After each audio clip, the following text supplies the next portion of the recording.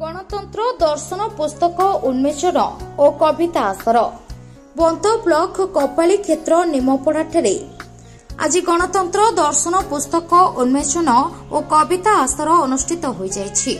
एही कार्यक्रम में अक्षय कुमार जेना सभापतित्व मुख्य अतिथि बंत कॉलेज प्राक्तन अध्यक्ष तथा साहित्यिक शुभेन्दु कुमार मिश्र, मुख्य वक्ता पुस्तक समीक्षक चतुर्भुज पही, सम्मानित अतिथि साहित्यिक गणेश प्रसाद कर शर्मा, जगन्नाथ पात्र प्रमुख उपस्थित रही सुलेखक तथा साहित्यिक पर उपकारी दरदी मनीष मनोरंजन महांती लिखित पुस्तक गणतंत्र दर्शन पुस्तक उन्मोचन करा जायथिला।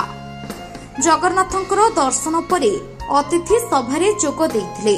प्रारंभ में अतिथि परिचय रमाकांत जेना और धन्यवाद अर्पण नारायण चंद्र लेंका करथिले।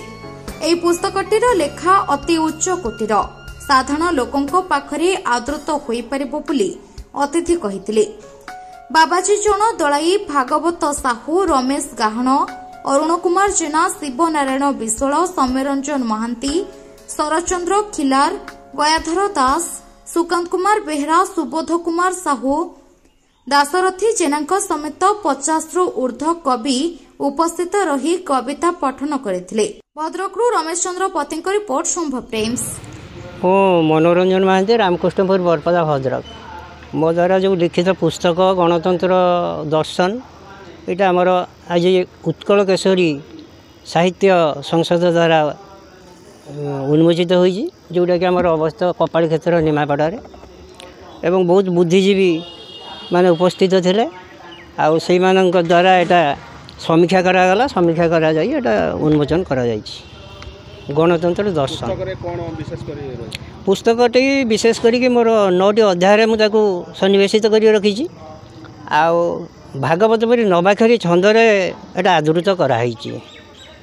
कौन सचेतन रहा मोर जो 9टी स्तंभ मु रखी, 9टी अध्याय रखाई।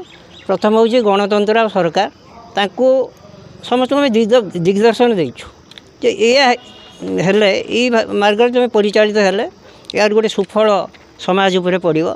द्वितीयटी रखाई विरोध दल, विरोध दल न रहिले सरकार आमर सुशासन आशा करवा बाहुल्य एवं विरोध दल माने से सब चिंता करवा दरकार एवं सी जनसाधारण स्वार्थपाई उद्दिष्ट पठे विधानसभा को से माने उपयुक्त एवं न्याय्य दाबी व समस्या गुड़ी को बाचस्पति दृष्टि आकर्षण करेंगे से बार्ता आम से विरोध दल को। शुभेन्द्र कुमार मिश्र, अवसर प्राप्त अध्यक्ष बंत आंचलिक महाविद्यालय बंत। ये आमर जो उत्कल केशरी साहित्य संसद ये अंचलर गोटे पुरातन साहित्य अनुष्ठान।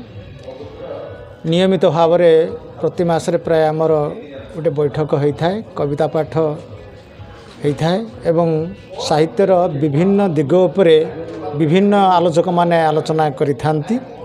एवं आज गोटे विशेष दिवस जे कि जने आम ए अंचलर जने विशिष्ट व्यक्ति मनोरंजन महांती तांक द्वारा लिखित गणतंत्र दर्शन नामक एक पुस्तक इठी उन्मोचित हैला एवं से आम विशेष भाव आनंदित। साहित्य आलोचना संगे संगे ये पुस्तक उन्मोचन निश्चित भाव में आम मन में अनेक उत्साह आनी जहाँ जना जाए ये पुस्तकटी साधारण लोक मान भितर से जो शासन व्यवस्था अच्छी से संपर्क से किसी सूचना पाइपर जो मैंने अंधारे अच्छा से अंत जानीपर जो शासन व्यवस्था आम प्रचलित हो भारत वर्ष आम ओडिशा रे से संपर्क से जानीपर तांकर अधिकार कौन एवं अधिकार संगे संगे कर्तव्य कौन, से अधिकार एवं कर्तव्य संपर्क से सचेतन हो पारे। मैं भावुँ निश्चित भाव में से भितर ये गोटे स्पष्ट धारणा आनीदेव ये पुस्तकटी।